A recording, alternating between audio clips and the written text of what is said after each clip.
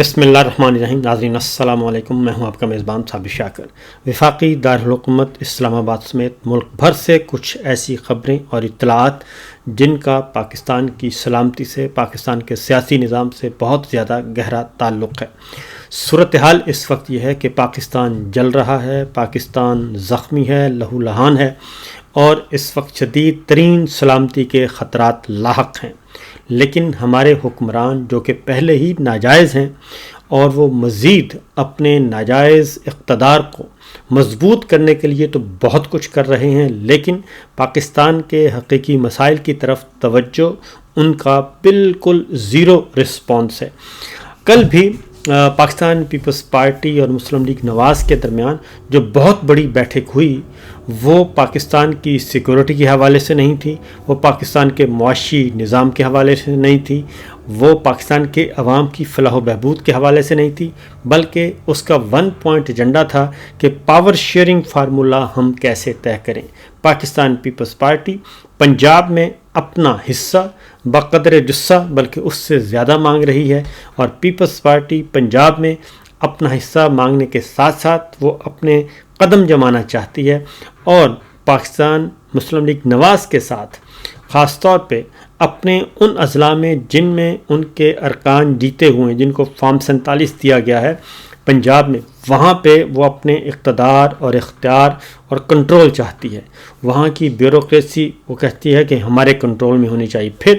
ترقیاتی فنڈز چاہتی ہے، اور ترقیاتی فنڈز بھی اربوں روپے میں، اور شہباز شریف صاحب نے مرکز میں تقریباً 12 ارب روپیہ ان کے لیے مختص کر دیا ہے، بلاول بھٹو صاحب کے ثواب دیدی اختیار میں دے دیا ہے کہ آپ اس کو جیسے چاہیں استعمال کر سکتے ہیں۔ اب معاملہ ہے پنجاب کا، تو پنجاب میں بھی یہی کام چل رہا ہے۔ ادھر مریم صاحبہ ہیں اور شریف فیملی مکمل طور پہ وہ چاہتی ہے کہ پنجاب میں وہ بالکل نہ آئیں، یہ بتیسی میں پنجاب میں نہیں دیکھنا چاہتی، اور بالکل اسی طرح وہ کہتے ہیں ہم سندھ میں نہیں آئیں گے، آپ پنجاب میں نہ آئیں، اور پیپلز پارٹی کو پنجاب میں نہیں گھسنے دینا۔ تو یہ کل سب سے بڑی بیٹھک ہوئی گورنر ہاؤس لاہور میں، اور معاملات طے کرنے کی کوشش کی گئی، اور اس میں یہ بات ذہن میں رکھیے گا پاکستان کے عوام کے مسائل بالکل نہیں ہیں۔ اس کی وجہ یہ ہے کہ جو اس وقت چینی چور مافیا ہے وہ مکمل طور پر اس کی گرفت ہے، اور یہ آپس میں اوپر جا کے ایک ہیں، اور چینی بیچی بھی جا رہی ہے، بیرون ملک بھی بھیجی جا رہی ہے، پھر منگوانے کی بھی بات کی جا رہی ہے، اور روزانہ قیمتیں بھی بڑھائی جا رہی ہیں۔ تو چینی کے مالکان جو ہیں، چینی کلب جو ہے وہ سارے کا سارا ایک ہے، لہٰذا ان کے درمیان کوئی ایسا مسئلہ نہیں ہے۔ 1 پوائنٹ ایجنڈے پہ یہ بالکل متفق ہیں کہ یہ جعلی نظام چلتا رہے اور اقتدار پر ہم قابض رہیں، کیونکہ فارم 47 والے ہی ہیں یہ سارے کے سارے، خواہ وہ پیپلز پارٹی ہے، خواہ وہ مسلم لیگ نواز ہے یا MQM ہے، اس لیے ان کے درمیان کوئی ایسا بڑا ایشو نہیں ہے۔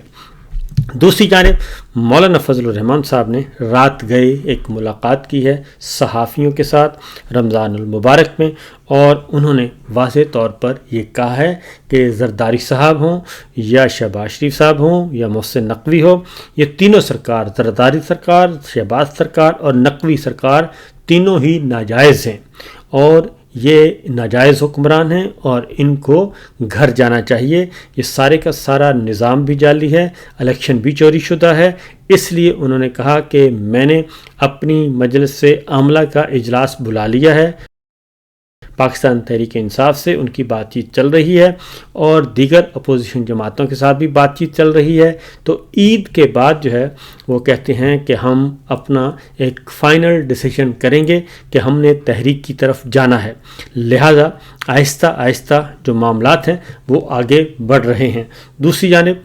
جو آل پارٹیز کانفرنس بلانے کی بات کی جا رہی ہے، اس میں پاکستان تحریک انصاف نے مکمل طور پر 2 ٹوک انداز میں کہا ہے کہ عمران خان صاحب اگر اس میں ہوں گے تو ہم آئیں گے، ادروائز ہم نہیں آئیں گے۔ تو اس پہ کاؤنٹر نیریٹو بنانے کی کوشش کی جا رہی ہے۔ مسلم لیگ نواز کے وزراء خاص طور پہ خواجہ صاحب بھرپور طریقے سے لگے ہوئے ہیں کہ جناب یہ کیا بات ہوئی کہ عمران خان ہیں تو پاکستان تحریک انصاف آئے گی ورنہ نہیں آئے گی. تو میں بھی یہی کہوں گا کہ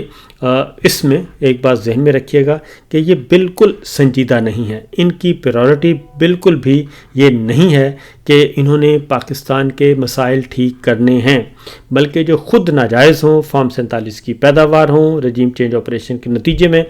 آئے ہوئے برسر اقتدار، ایک سائفر کے نتیجے میں برسر اقتدار آئے ہوں، تو ان سے کیا خیر کی توقع کی جا سکتی ہے؟ کیونکہ اس وقت بھی پاکستان کو جو خطرات لاحق ہیں اس پہ ان کی توجہ نہ ہونے کے برابر ہے. اس کی وجہ یہ ہے کہ جعفر ایکسپریس کا اتنا بڑا حادثہ ہو گیا اور اتنا بڑا دہشت گردی کا واقعہ ہو گیا. اس کے بعد تقریباً 36 گھنٹوں میں درجن سے زیادہ دہشت گردی کے واقعات ہو چکے ہیں اور سیکورٹی فورسز پہ ہر روز حملے ہو رہے ہیں. ہمارا کوئی بارڈر بھی محفوظ نہیں ہے. ابھی تک خواجہ آصف صاحب جو کہ وزیر دفاع ہیں، فارم 47 کے ہی صحیح لیکن وزیر دفاع ہیں، انہوں نے ایک بھی پریس کانفرنس نہیں کی، ایک بھی جنازہ نہیں پڑھا، اور نہ وہ کوئٹہ گئے اور نہ ہی ادھر اسلام آباد میں کوئی پریس کانفرنس کی. اور یہاں تک کہ میں آپ کو ایک رپورٹ آپ کو بتاؤں گا، ابھی آگے جا کے دکھاتا ہوں کہ جو آئے ہیں، جو لاشیں لے کے آئے ہیں، جو شہداء ہیں اس واقعے کے، ان کو دفنایا جا رہا ہے، وہ کس طریقے سے مشکلات کا شکار ہیں. اور 2 لاکھ روپیہ، ایک صاحب نے بتایا کہ 2 لاکھ روپے خرچ کر کے وہ اپنی پیارے کی ڈیڈ باڈی لے کر اپنے گاؤں تک پہنچے ہیں اور حکومت نے ان کی کوئی مدد نہیں کی.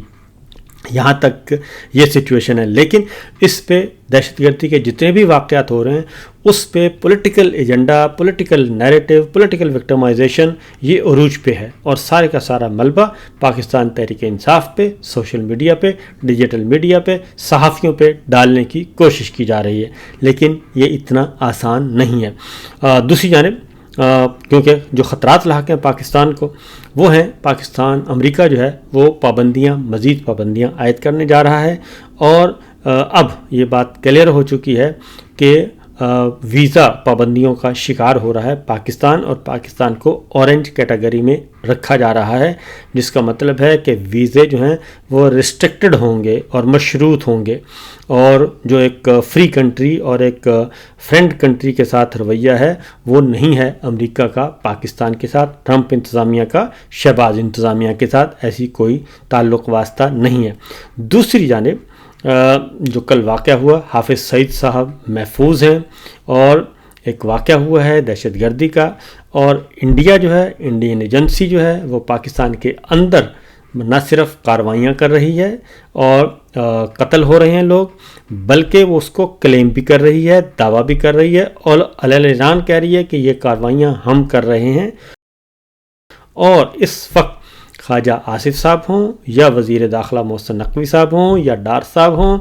کسی نے بھی ابھی تک، شہباز شریف صاحب ہوں، کوئی ایک بھی پریس کانفرنس نہیں کی، اور اسٹریٹ فارورڈ انہوں نے نہ بھارت کی مذمت کی، نہ افغانستان کی مذمت کی، کسی کا نام انہوں نے نہیں لیا. اور اس میں کچھ اور ممالک بھی ملوث ہیں اور ان ممالک کا نام بھی نہیں لیا جا رہا. تو یہ ہے ان کی پیسیونیس. ایک طرف یہ صورتحال ہے، دوسری جانب دانش یونیورسٹی بنائی جا رہی ہے جی. اور دانش یونیورسٹی کن پیسوں سے بنائی جا رہی ہے؟ 190 ملین پاؤنڈ جو کہ پاکستان نے ریکور کیے، عمران خان کی گورنمنٹ میں ریکور ہوئے اور انگلینڈ سے پاکستان پہنچے، سپریم کورٹ کے اکاؤنٹ میں رکھے گئے، اور منافع کے ساتھ 12 ارب روپیہ 10-12 ارب روپیہ منافع کے ساتھ وہ فیڈرل گورنمنٹ کو مل چکے ہیں. اور اب اس کی یونیورسٹی بنانے کی بات کی جا رہی ہے اور اس کو خرچ کیا جا رہا ہے. میں آپ کو بتا دوں کہ یہ کوئی 54-60 ارب روپیہ سے زیادہ کی رقم ہے، اور اس کو یہ جو بتا رہے ہیں کہ جی ہم اس کو دانش یونیورسٹی بنائیں گے، ایم آئی ٹی بنائیں گے اور جامعہ ہوگی اور اس کو بہت بڑا پروجیکٹ ہوگا. تو یہ سارے کا سارا پیسہ کک بیکس کی صورت میں آدھے سے زیادہ پیسہ ان کی جیبوں میں آئے گا. اس لیے اس پہ ذرا نظر رکھیں. اور ایک طرف جو پیسہ لے کے آیا باہر سے عمران خان، اس کو جیل میں ڈالا ہوا ہے، ان کو اور ان کی اہلیہ بشرا بی بی کو اس مقدمے میں سزا دلوائی ہوئی ہے۔ پیسہ اس وقت گورنمنٹ کے پاس ہے، پہلے سپریم کورٹ کے پاس تھا، پھر گورنمنٹ کے پاس آیا، اور اب انہی پیسوں کو استعمال میں لانے کی کوشش کی جا رہی ہے۔ یحییٰ آفریدی صاحب کا شکریہ ادا کیا گیا ہے، قاضی فائد عیسیٰ صاحب کا شکریہ ادا کیا گیا ہے، لیکن آگے بھی جا کے پوچھ لینا چاہیے جو الیکشن چوری ہوا ہے وہ کس کا شکریہ ادا کرنا ہے، جو مینڈیٹ چوری کیا گیا وہ کس کا شکریہ ادا کرنا ہے۔ تو یہ صورتحال چل رہی ہے۔ اب آپ کو میں ایک ایسی خبر، ایک ایسی رپورٹ بتانا چاہتا ہوں کہ جس کے بعد یقیناً آپ کے رونگٹے کھڑے ہو جائیں گے، اور یہ بی بی سی کی خبر ہے جی، بی بی سی کی رپورٹ ہے، اور حیرت انگیز طور پر بہت ہی افسوسناک ہے۔ اس لیے میں یہ کہوں گا کہ کمزور دل جو ہیں، اور خاص طور پہ بچے، اور وہ اس رپورٹ سے دور ہی رہیں تو زیادہ بہتر ہے، کیونکہ اس رپورٹ میں کافی تکلیف دہ باتیں بیان کی گئی ہیں، اور خاص طور پہ ایک صحافیوں کا ایک وزٹ ہوا ہے جی، اور صحافی گئے ہیں جائے وقوع پہ، جہاں پہ جو ٹرین ہے وہ حادثہ ہوا تھا، جعفر ایکسپریس کو دہشت گردی کا شکار ہوئی تھی۔ تو اس میں انہوں نے کہا جی کہ حملے کے دوسرے روز کلیئرنس آپریشن مکمل ہونے کے بعد پہلے مرحلے میں زخمی ہونے والے مسافروں کو ریسکیو کرنے کا سلسلہ شروع کیا گیا تھا، اور اب وہاں پہ جو جائے وقوع پر سیکورٹی اہلکار پہنچے ہیں تو رضاکاروں سے انہوں نے موبائل فون بھی لے لیے، اور انہوں نے کہا کہ فون آپ نہیں لے جا سکتے جائے وقوع پر، اور حملے کے مقام پر سب سے پہلے پہنچنے والے لوگوں میں شامل ایک رضاکار نے بی بی سی کو بتایا کہ مچھ سے ان کو مال گاڑی کے ذریعے جائے وقوع تک پہنچایا گیا تاکہ زخمیوں کو نکالا جا سکے۔ رضاکار کے مطابق جعفر ایکسپریس کی 3-4 بوگیوں کے سوا باقی تمام بوگیوں میں لاشیں پڑی تھیں۔ رضاکار نے بتایا کہ جائے وقوع پر پہنچنے سے پہلے سیکورٹی اہلکاروں نے رضاکاروں سے ان کے موبائل فون لے لیے تھے تاکہ وہاں تصاویر یا ویڈیو نہ بن سکیں۔ رضاکار کے مطابق جعفر ایکسپریس کی 3-4 بوگیوں کے سوا باقی تمام بوگیوں میں لاشیں موجود تھیں، اور انہوں نے کہا کہ وہ دن کی روشنی کے خاتمے سے پہلے ٹرین سے زخمیوں کو منتقل کرنا چاہتے تھے، اس لیے ان کے لیے لاشوں کی گنتی کرنا ممکن نہیں تھا۔ یہ ہے معاملے کی شدت، اور یہ ہے دہشت گردی کی شدت کہ کس حد تک وہاں پہ قتل عام کیا گیا۔ اس لیے جناب ابھی تک جو رپورٹس آ رہی ہیں وہ رپورٹس ایسی ہیں کہ میچ نہیں کر رہی جو DDISPR نے اور سرفراز بگٹی صاحب نے بتایا، اس سے بالکل یہ حالت میچ نہیں کر رہی۔ حملے کے مقام پر میڈیا کے نمائندوں کو بریفنگ دیتے ہوئے کمانڈر سبی اسکاؤٹس بریگیڈیئر عمر الطاف نے بتایا کہ 11 مارچ کو دن 1 بجے ہماری چیک پوسٹ کو نشانہ بنایا گیا۔ FC چیک پوسٹ پر حملے کے ساتھ ہی ٹریک پر بھی ہم دھماکہ کیا گیا، تاہم اس کے باوجود بھی FC نے کافی دیر تک عسکریت پسندوں کو انگیج کیے رکھا۔ اور یہ اس خبر کی جو مکمل خبر ہے وہ میں پہلے بھی BBC ایک رپورٹ کر چکا ہے، جو مسافر بچ کے آئے تھے، اور وائس آف امریکہ نے بھی، تو اس میں انہوں نے یہ ساری جو بات کہی تھی، جو یہ بات بتائی جا رہی ہے، انہوں نے کہا تھا کہ جو موجود تھے ٹرین کے اندر 5-7 اہلکار، اور وہ مقابلہ کرتے رہے، اور ان کے پاس صرف 60 گولیاں تھیں جو کہ انہوں نے بڑے محتاط طریقے سے استعمال کیں، اور وہ جب ختم ہو گئیں تو اس کے بعد پھر شدت پسندوں نے BLA والوں نے آ کے کنٹرول حاصل کر لیا۔ اس کے بعد ہی ایک اور خبر ہے کہ صحافیوں کے گروپ میں شامل عرفان سعید کہتے ہیں کہ ٹرین کی بوگیوں پر بھاری اسلحے کی گولیوں کے نشانات بھی موجود تھے، اور انہوں نے کہا کہ سیکورٹی فورسز کی کارروائی مکمل ہونے تک جو مسافر وہاں موجود تھے وہ اپنا سامان ساتھ لے گئے تھے، جبکہ جو مسافر پہلے نکلے تھے ان کا سامان ابھی بھی بوگیوں کے اندر پڑا ہوا ہے۔ اور شہزادہ ذوالفقار نے بتایا کہ بعض صحافیوں نے اس خواہش کا اظہار کیا کہ وہ بوگیوں کے اندر جانا چاہتے ہیں، لیکن سیکورٹی اہلکاروں نے ان کو بوگیوں کے اندر نہیں جانے دیا، اور ہمیں بتایا گیا کہ لوگوں کا قیمتی سامان اور دیگر اشیاء ان بوگیوں میں موجود ہیں، اور سیکیورٹی اہلکار چاہتے ہیں کہ وہ بحفاظت اس سامان کو ریلوے حکام تک لے جائیں۔ لیکن سوال یہ پیدا ہوتا ہے کہ جو جرنلسٹ گئے تھے